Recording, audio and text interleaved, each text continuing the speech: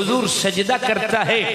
جس بارگاہ کا تعارف تجھے نبی پاک نے کروایا ہے، جس کا کلمہ پڑھنے کی ہدایت اللہ کے رسول نے تجھے دی ہے، وہ اتنی طاقت والا ہے، وہ اتنی قوت والا ہے، وہ اتنی پاور والا ہے کہ وہ رات کے ایک لمحے میں اپنے نبی کو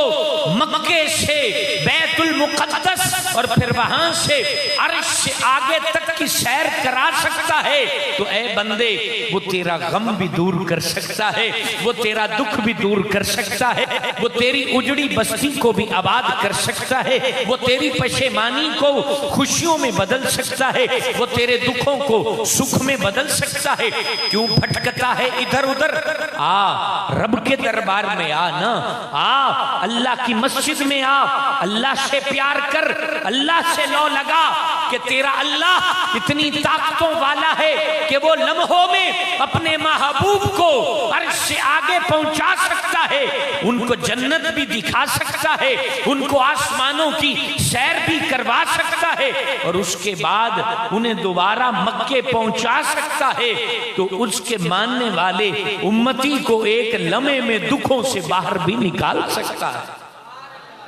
کبھی اس پہلو کو غور کیا ہے؟ کبھی اس جانب توجہ دی ہے؟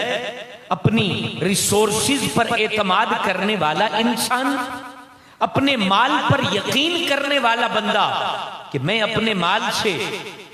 دوا خرید لوں گا، ٹھیک ہو جاؤں گا، میں اپنے مال سے سفارش کروا لوں گا اور اپنے کیس سے باہر نکل آؤں گا، میں اپنی عقل اور دانائی سے یہ کر لوں گا، میں اپنی عقل اور دانائی سے وہ کر لوں گا، میں اپنی عقل اور فہم سے فلاں ترقی کی منزل کو طے کر لوں گا۔ اے بندہ مومن، کبھی تو بیٹھ کر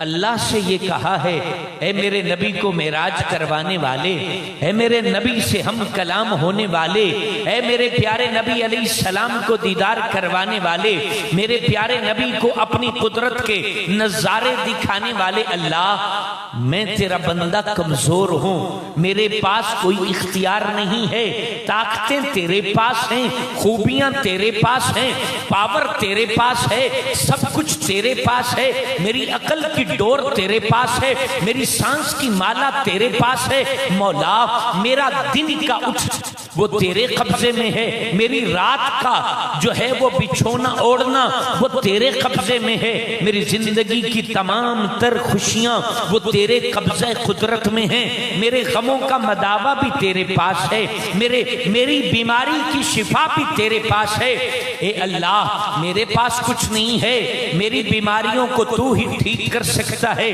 میرے اندھیروں کو تو ہی اجالوں میں بدل سکتا ہے، میرے گھر کی نا اتفاقیاں تو ہی ٹھیک کر سکتا ہے۔ میرے دوستو،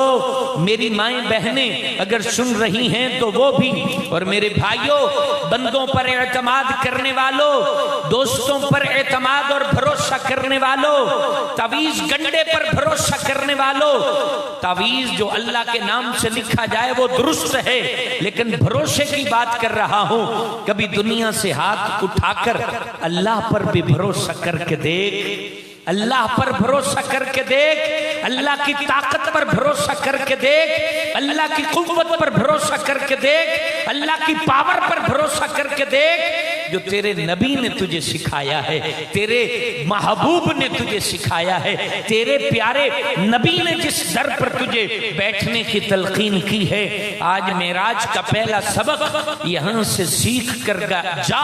کہ جب تو صبح اٹھے تو اللہ سے کہے کہ اے اللہ، میں باہر جا رہا ہوں، کامیابی تک پہنچانا تیرا کام ہے۔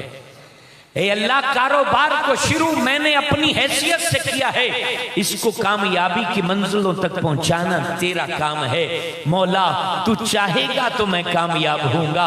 اے طالب علم، اپنی پڑھائی پر ناز نہ کر، اے عقل والے اپنی عقل پر ناز نہ کر، اے حسن والے اپنے حسن پر ناز نہ کر، اپنی جائیداد پر فخر نہ کر، اپنی برادری کے نسبت پر فخر نہ کر۔ اگر تجھے فخر کرنا ہے تو اللہ تبارک و تعالی کی ذات پر فخر کر، اللہ تعالی پر اعتماد کر،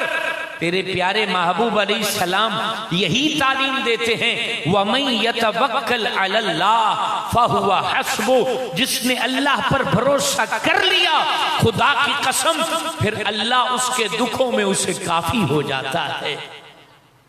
تو معراج کا پہلا سبق میں نے آپ کے حضور